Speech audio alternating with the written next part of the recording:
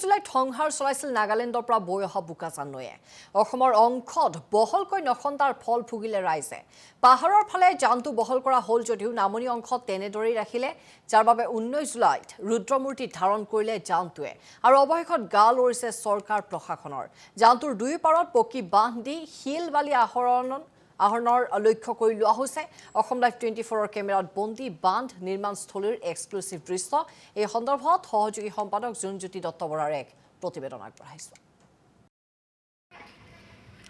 এই ভিডিঅ'টোত যি দৃশ্য দেখিছে এখন পথাৰ আৰু পথাৰখন এনেদৰে পলসে বুৰাই পেলায় আৰু অকল পলসে নহয় এই ক'লা ক'লাকৈ যিবোৰ দেখিছে এয়া হ'ল কয়লাৰ চামনি আৰু যিহেতু মই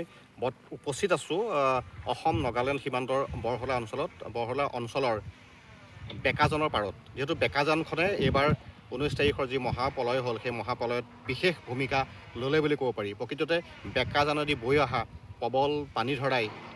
যোৰহাট জিলাৰ তিতাবৰ আৰু মৰিয়নি অঞ্চলত বিস্তৰ ক্ষতি সাধন কৰে আৰু ইয়াৰ পাছতে পথাৰসমূহত এনেদৰে পলেপ দেখা গৈছে আৰু প্ৰতিটোৱে যিহেতু অভিযোগ উঠি আহিছিল যে তাত অবৈধ কয়লা খনন হয় অবৈধ হওক বা বৈধ হওক কয়লা খনন হয় আৰু কয়লা খননৰ ফলতে এনেদৰে এইবাৰ দুৰ্যোগ ভোগ কৰিব লগা হ'ল এইসকল ৰাইজে অকল কয়লা খননে নহয় তাত অন্যান্য বন ধ্বংসযজ্ঞও চলি আছে আমি এই পাহাৰটোৰ মোৰ সন্মুখত যিটো নগা পাহাৰ আছে যদি সম্ভৱ হয় মই এই দেখুৱাবলৈ চেষ্টা কৰিম যদি আপোনালোকে দেখা পাইছে এই বগাকৈ যিটো অংশ আছে এই যে বগা অংশটো দেখিছে আপোনালোকে এই অংশটোতে কয়লা খনন হৈ আছে আমি সেই অঞ্চলটোলৈ যাবলৈ চেষ্টা চলাইছিলোঁ যদিও আমি ব্যৰ্থ হ'লোঁ যিহেতু তাত বিভিন্ন কাৰণ আছে সুৰক্ষাজনিত কথাও আছে গতিকে আমি এই মুহূৰ্তত সেই দৃশ্যটো দেখুৱাইছোঁ এইটো হ'ল নগা পাহাৰ আৰু নগা পাহাৰত সেই অংশতে কিন্তু কয়লা খনন হৈ আছে আৰু সেই কয়লা খননৰ যি আৱৰ্জনা বৰষুণৰ পানীয়ে হওক বা অন্যান্য সোঁতত তললৈ বৈ আহে আৰু বেকাজানত পৰে আৰু বেকাজানত নদীখন উপচি পৰে আৰু যেতিয়া বাৰিষা হয় যেতিয়া প্ৰবল পানী ধৰা বা বৈ আহে সেই প্ৰবল পানী ধৰাই এই অসমৰ ভূখণ্ড বুৰাই পেলায় আৰু পথাৰত এনেদৰে পলস পেলায় এইখন আপোনাৰ চাওক এখন পথাৰ আৰু পথাৰখনত আপুনি যেনিয়ে চোৱা যায় তেনিয়ে আপুনি দেখিব এনেদৰে পলস পেলোৱাৰ লগতে এই কয়লাৰ যি টুকুৰা ভগা কয়লাৰ টুকুৰা আপুনি দেখিবলৈ পাব আৰু সেই যি মহাপলয় আহিলে সেই মহাপলয়ৰ পাছত এতিয়া এনেদৰে মানুহে ভাবিবলৈ লৈছে যে প্ৰকৃততে প্ৰকৃতি ধ্বংস কৰাটো আমাৰ বাবে কিমান অনিষ্টদায়ক বা কিমান ক্ষতি সাধন হ'ব পাৰে এইটো বাৰে বাৰে কৈ অহা হৈছিল যে প্ৰকৃতি ধ্বংস কৰিব নালাগে কিন্তু মানুহে উত্তৰণৰ কাৰণে বা উন্নয়নৰ কাৰণে বাৰে বাৰে প্ৰকৃতি ধ্বংস কৰে আৰু তাৰ ফল ভোগ কৰিব লগা হৈ আহিছে মানুহে এইবাৰ তাৰে এটা আমি স্পষ্ট উদাহৰণ পালোঁ যিহেতু উজনি অসমৰ যি অঞ্চলসমূহত এইবাৰ পানীয়ে বুৰাই পেলালে বা মহা দুৰ্যোগ হ'ল সেই অঞ্চলসমূহত কিন্তু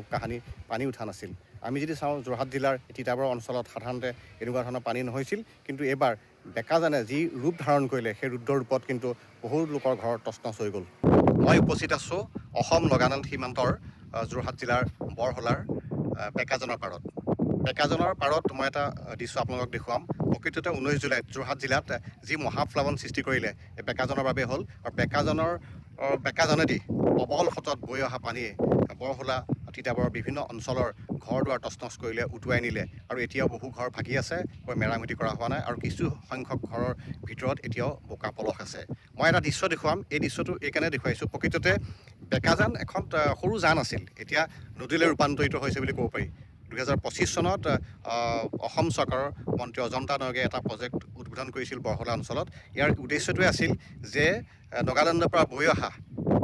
এই বেকাজানদি শিল বালি বা কয়লাৰ বিভিন্ন আৱৰ্জনাসমূহ ইয়াত এটা বান্ধ দি ধৰি ৰাখিব আৰু সেই বান্ধটোৰ জৰিয়তে সেইখিনি ধৰি ৰখাৰ পাছত বাকী যিখিনি পানী থাকিব সেইখিনি বোৱাই দিব তাৰ কাৰণে এই বেকাজানটোত খন্দা হ'ল খন্দাৰ হোৱাৰ পাছতে এইবাৰ যিটো কালৰূপ ধাৰণ কৰিলে সেই কালৰূপত গোটেই সমগ্ৰ অঞ্চলটো বুৰাই পেলালে কৃষি পথাৰ অনিষ্ট কৰিলে আৰু ইয়াৰ পূৰ্বেও এই বেকাজানে অনিষ্ট সাধন কৰি আহিছে বৰহলা বা তিতাবৰৰ বিভিন্ন কৃষকৰ খেতিপথাৰ বা অন্যান্য অংশ বা অন্যান্য অংশ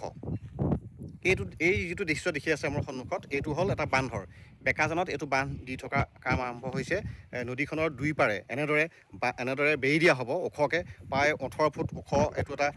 দুকাষে বেৰা দিয়া হ'ব তাৰ পাছতে এটা বান্ধ দিব যিটো বান্ধত সেই নদীখনেদি বা জানটোৱেদি বৈ অহা শিল বালিয়াত আবদ্ধ কৰি ৰাখিব যাতে ভৱিষ্যতে আৰু খেতি পথাৰ বা অন্যান্য অঞ্চলে